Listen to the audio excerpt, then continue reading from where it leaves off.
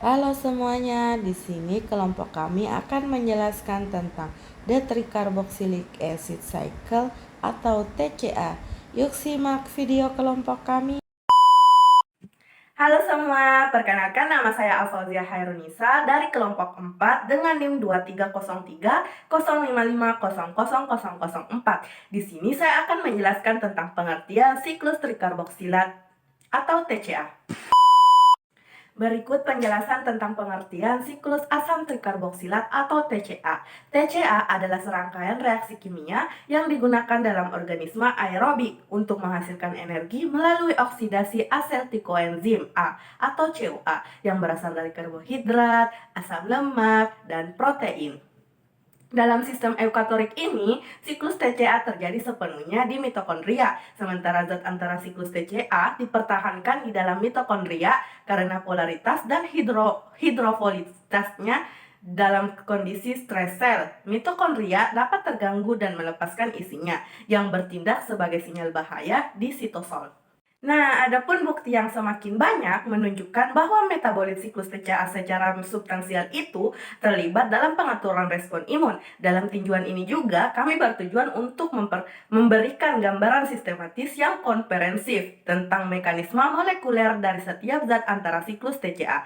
Siklus TCA juga ini dapat memainkan peran kunci dalam mengatur imunitas seluler dalam stres sel dan membahas implikasinya terhadap aktivitas dan penekanan imun. Halo semua, perkenalkan nama saya Nasa Sabita dari kelompok 4 dengan NIM 230305000010. Di sini saya akan menjelaskan tentang fungsi dari siklus trikarboksilat ataupun TCA. Fungsi TCA cycle ataupun siklus asam trikarboksilat terhadap organ tubuh sangat penting dan mencakup beberapa aspek utama. Yang pertama itu ada produksi energi. TCA cycle berperan dalam menghasilkan ATP yang merupakan sumber energi utama bagi sel-sel tubuh. Proses ini terjadi melalui oksidasi nutrisi ataupun zat gizi seperti glukosa dan asam lemak yang memberikan energi yang diperlukan untuk berbagai fungsi seluler. Nah, yang kedua itu ada penghasil prekursor metabolik. Selain menghasilkan energi, TCA cycle juga menghasilkan berbagai molekul prekursor yang penting untuk sintesis biomolekul. Misalnya itu seperti alfa ketoglutarat dan oksaloesetat yang dihasilkan dalam siklus ini digunakan untuk sintesis asam amino dan glukosa. Yang ketiga, regulasi metabolisme. TCA cycle berfungsi sebagai pusat pengatur metabolisme. Aktivitas siklus ini dapat dipengaruhi oleh ketersediaan nutrisi dan kebutuhan energi sel, sehingga membantu menjaga keseimbangan antara jalur katabolik. Halo semuanya, perkenalkan saya Hera Pasira dari kelas A dengan NIM 230305500008. Di sini saya akan menjelaskan tentang proses metabolisme. Metabolisme siklus asam trikarboksilat atau TCA cair juga dikenal sebagai siklus Krebs atau siklus asam sitrat. Ialah jalur metabolik yang terjadi di mitokondria sel. Siklus ini berfungsi untuk asetil CoA yang berasal karbohidrat, lemak, dan protein menjadi energi. Berikut adalah langkah-langkah metabolisme TCA cair. Yang pertama, inisiasi siklus pembentukan sitrat. Siklus dimulai ketika asetil CoA atau molekul 2 karbon bergabung dengan oksaloesetat OAA molekul 4 karbon untuk membentuk sitrat atau molekul 6 karbon. Berikutnya yaitu isomerisas. Konversi sitrat menjadi isoritrat sitrat kemudian diubah menjadi isositrat melalui reaksi isomerisas yang dikatalisis oleh enzim akonitase. Berikutnya yaitu ada dekarboksilasi. Isositrat menjadi alfa ketoglutarat. Isositrat mengalami dekarboksilasi atau penghilangan CO2 untuk membentuk alfa ketoglutarat. Assalamualaikum warahmatullahi wabarakatuh. Halo semua, perkenalkan nama saya Rizka Aulia dengan NIM 230305500011. Di sini saya akan menjelaskan tentang proses metabolisme. Baik, saya akan menambahkan beberapa proses metabolisme. Yang pertama, produksi energi, suksenil-CoA menjadi suksianet, suksenil-CoA diubah menjadi suksianet menghasilkan DTP atau ATP. Dalam proses ini, reaksi ini dikatalisis oleh enzim suksenil-CoA sintesis. Yang kedua, oksidas, suksinedo menjadi fumarat, suksineid, dioksidasi menjadi fumarat menghasilkan FADH2 dari FAD. Reaksi ini dikatalisis oleh enzim suksineid dehydrogenase. Yang ketiga, hidrasi, fumarat menjadi malat fumarat, kemudian dihidrasi menjadi malat melalui reaksi yang dikatalisis oleh enzim fumaris. Yang keempat, regenerasi oksaloasetat, malat menjadi oksaloasetat, malat dioksidasi kembali menjadi oksaloasetat menghasilkan NADH dari NAD+.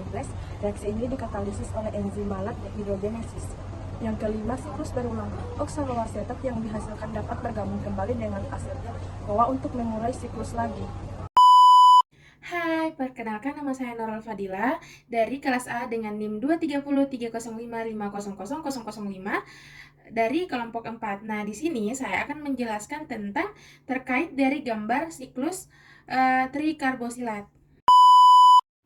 Nah, baik, di sini saya akan menjelaskan tentang terkait dari gambar yang ada di samping. Ya, gambar yang ada di samping ini merupakan siklus asam trikarbosilat.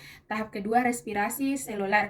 Proses 3 tahap yang dilakukan sel hidup untuk memecah molekul bahan bakar organik dengan adanya oksigen guna memperoleh energi. Kemudian yang mereka butuhkan untuk tumbuh dan membelah. Nah, proses metabolisme ini tidak hanya terjadi pada manusia saja, teman-teman, tapi terjadi pada sebagian besar tumbuhan, hewan, jamur, dan banyak bakteri. Namun, pada semua organisme kecuali bakteri, siklus TCA ini dilakukan dalam matriks struktur intraseluler yang disebut dengan mitokondria. Halo semua, perkenalkan nama saya Yuniar Junuda dengan NIM 230305516. Di sini saya akan menjelaskan tujuan dan kesimpulan the tricarboxylate acid cycle. Nah, tujuan dari tinjauan ini adalah untuk meninjau kembali pengkabelan siklus TCA secara terperinci, memanfaatkan karya historis dan penelitian yang lebih baru untuk memberikan pandangan terkini tentang siklus TCA mamalia sebagai jaringan metabolik dinamis di jantung biolmogois. Nah, selanjutnya yaitu kesimpulan. Meskipun langkah-langkah biokimia inti dari siklus TCA telah dijelaskan lebih dari setengah abad yang lalu, penelitian terus menghasilkan wawasan baru tentang regulasi dan fungsi siklus TCA dalam sel mamalia. Berbagai sistem model kultur sel dan pendekatan penelusuran isotop in vivo telah digabungkan untuk menjelaskan heterogenitas penting dalam preferensi substrat siklus TCA dan pengkabelan dalam perkembangan normal dan kondisi patologis. Bagaimana keragaman ini dicapai dan sejauh mana sel dapat berpindah, masuk dan keluar dari berbagai status metabolik tetap menjadi pertanyaan besar yang belum terjawab. Kemajuan dalam penyaringan fungsional bersamaan dengan pendekatan untuk mempelajari metabolisme.